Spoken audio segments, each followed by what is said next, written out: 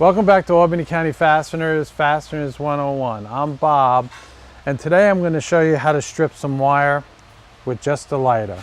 But before we do that, please subscribe, like, and share my videos. Hit the bell if you want content to be sent to you when I upload a new video. I really appreciate it, but let's get started.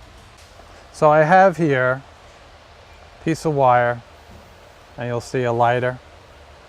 I'm going to just take the lighter and just hit the flame on the area that I want to strip really quick, like that. Take it and strip it off. There you go. Totally stripped. 1, 2, 3. No worries about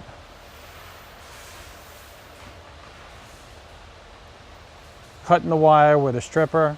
This is a 1, 2, 3 process. Quick tip. Thanks for watching. See you on the next video. Have a great day. There you go. Subscribe, like, comment. Visit us at albanycountyfasteners.com for 50,000 SKUs right off the rack, ready to ship.